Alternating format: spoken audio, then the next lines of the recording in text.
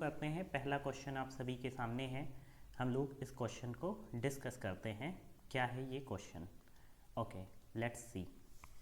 एक चतुर्भुज, सवाल में ये कहा गया है कि एक चतुर्भुज ABCD की जो भुजाएं हैं ना, ABCD की भुजाएं AB बराबर 5 है, BC बराबर 12 है और CD बराबर DA है और त्रिभुज ABC और ADC जो है वो 90 है। तो बताइए कि चतुर्भुज का क्षेत्रफल कितना होगा। ध्यान से सुनना, यहाँ पे सवाल में कहा है कि ABC और ADC ये दोनों ही 90 हैं। जरा हम बनाने की कोशिश करते हैं।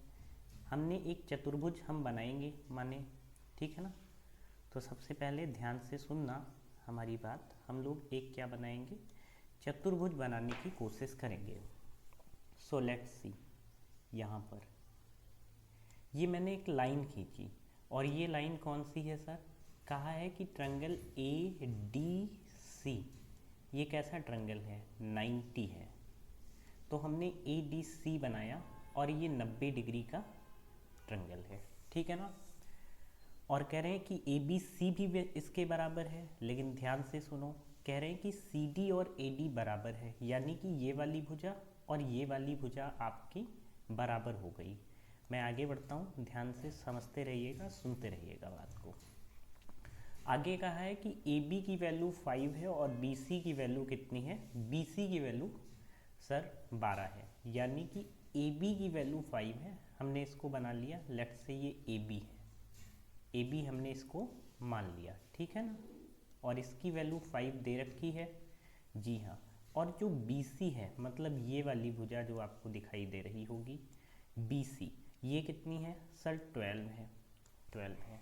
इसके बाद सवाल के अंदर ये भी कहा है कि ABC भी 90 डिग्री है, यानी कि ये वाला जो एंगल है वो भी 90 डिग्री है।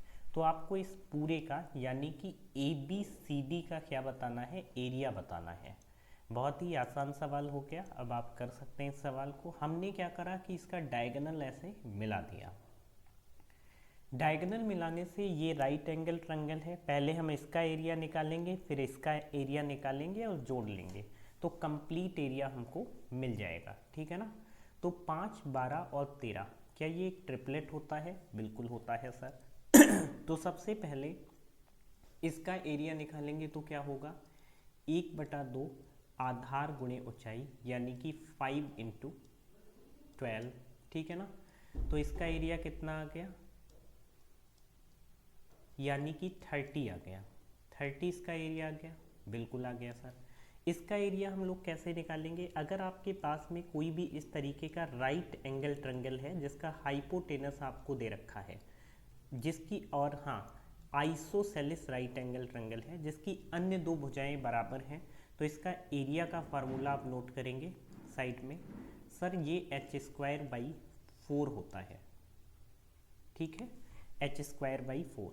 तो इसका एरिया कितना हो जाएगा इस पार्ट का? तो आप सब कहेंगे 13²/4, यानी कि ये 169/4। तो यहाँ से कितना आ जाएगा? 4 चक्कू 16, एक बचा ना, नहीं फिर 9 है तो 4 दूना 8, एक बचा फिर, तो 1/4 का मतलब 2.5। अब इन दोनों को ऐड करेंगे, कितना आ जाएगा? 72.25। वैसे ये क्वेश्चन 30 सेकंड का ही था, लेकिन मुझे समझाने में थोड़ा सा वक्त लगा जिससे आप बेटर समझ पाएँ। तो आंसर ये वाला हो जाएगा, ठीक है। बढ़ें आगे नेक्स्ट क्वेश्चन पे। सवाल में ये कहा गया है कि ABCD क्या है? एक चतुर्भुज है जिसमें विकर्ण BD 62 है, AL is perpendicular to BD and CM is perpendicular to BD। इस प्रकार AL की वैल्यू आपको दे रखी है, CM भी दे रखा है, तो ABCD का एरिया आपको बताना है। आइए सवाल को करने की कोशिश करते हैं। सबसे पहले ABCD एक चतुर्भुज है। हमने एक चतुर्भुज ABCD खींच लिया, ठीक है ना। ये हमने एक चतुर्भुज खींच लिया और BD यहाँ पर क्या है? एक विकर्ण है। तो ABCD ये समझ में आया? बिल्कुल आया सर। जिसमें विकर्ण क्या है? BD है। ये विकर्ण मैंने बना लिया। ये विकर्ण का मतलब डायगोनल होता है इंग्लिश में, तो ये BD विकर्ण हो गया। जिसकी लंबाई कितनी है सर 62 है, कोई दिक्कत नहीं, मैंने बना भी लिया है। आगे पढ़ते हैं इसी सवाल को। इसी में कहा है कि AL is perpendicular to BD, यानी कि यहाँ से कोई भी परपेंडिकुलर डाला गया है दैट इज AL, और वो BD पर परपेंडिकुलर है, और AL की लंबाई दे रखी है यानी कि 14.3, ठीक है ना, सेंटीमीटर। फिर सवाल में और भी कुछ कहा है, आप जरा ध्यान से सुनिए क्या कहा है क्वेश्चन के अंदर। तो क्वेश्चन में कहा है कि CM is perpendicular to BD, CM भी BD के परपेंडिकुलर है, तो यहाँ से हमने CM परपेंडिकुलर डाल लिया दैट इज BD पे। समझ में आया? बिल्कुल। और इस CM की लंबाई कितनी है? 17.7 सेंटीमीटर है। क्लियर है? तो इस चतुर्भुज ABCD का क्षेत्रफल आपको निकालना है, यानी कि दोनों का एरिया निकाल करके आप इस चीज़ को ऐड कर देंगे और बात यहाँ से बन जाएगी, ठीक है ना। तो आइए इस सवाल को सॉल्व करते हैं। तो सर इस पार्ट का एरिया कितना होगा? 1/2 आधार माने 62 और गुणे ऊंचाई हाइट, तो 14.3, और प्लस इसका एरिया निकालेंगे 1/2 into 62 base into height. Height कितनी है सर? 17.7 है। बहुत बढ़िया। यहाँ से 1/2 इंटू 62 यानी कि ये हो गया 31, 31 दूना 62, 31 दोनों साइड से कॉमन हो गया, बिल्कुल। अब इन दोनों को जोड़ लेंगे, यानी कि ब्रैकेट में आपके पास में बचा यही। ध्यान से सुनो, मैं एक स्टेप लिख देता हूँ, कोई समस्या नहीं है। यहाँ से तो 31 इंटू ये कितना आया?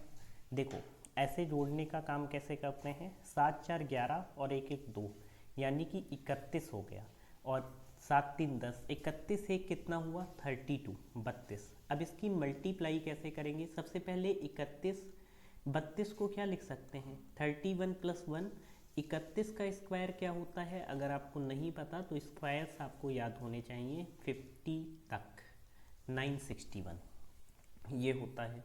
फिर 31 की गुणा 1 से करेंगे तो 31 हो गया, यानी कि 112 हो गया, ये 9, तो आंसर आ गया सर 992 सेंटीमीटर स्क्वायर। क्या ये समझ में आया है आपको? बिल्कुल। केवल एक ही इसमें फार्मूला यूज किया गया, वो फार्मूला ये है कि किसी भी राइट एंगल ट्रायंगल की अगर हम बात करें, किसी भी राइट एंगल ट्रायंगल की, तो उसका एरिया कितना होता है? उसका अगर ये परपेंडिकुलर है, ये बेस है और ये हाइपोटेनस है, तो सर इसका एरिया जो होता है वो होता है 1/2 इंटू परपेंडिकुलर गुणे बेस, 1/2 बेस इंटू हाइट। ये बेस है, ये हाइट है, ठीक है ना। बढ़ें आगे। चलिए क्वेश्चन है, सवाल में क्या कहा गया है, ज़रा ध्यान से हम सभी इस क्वेश्चन को करेंगे, सुनेंगे। सवाल है कि बिंदु P और S रेखाखंड QR के एक ही ओर इस तरीके से हैं कि PQR 90 है और SRQ भी 90 है, तो PQ SR के बराबर है।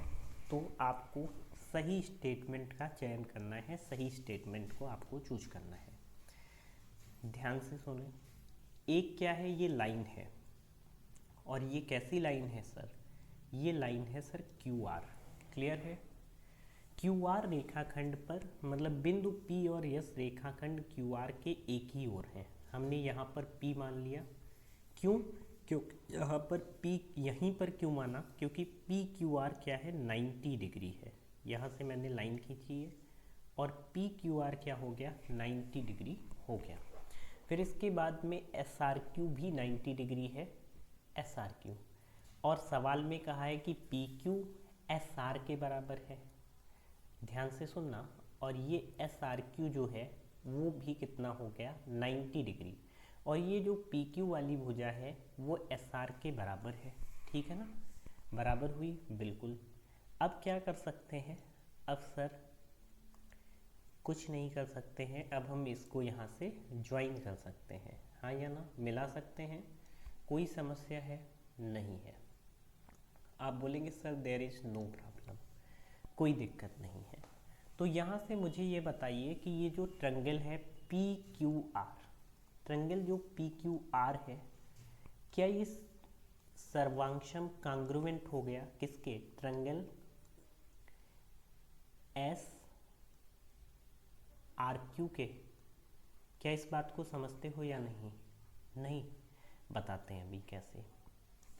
क्योंकि यहाँ पर एक ये वाली साइड और उनके बीच का एंगल और फिर ये अगेन उनकी साइड, क्योंकि ये तो दोनों के लिए ही सेम है, तो साइड एंगल साइड से क्या हो जाएगा कि पी क्यू आर जो है वो एस आर क्यू के कांग्रुवेंट हो जाएगा। ये कंडीशन होती है किसी भी फिगर को कांग्रुवेंट बनने के लिए।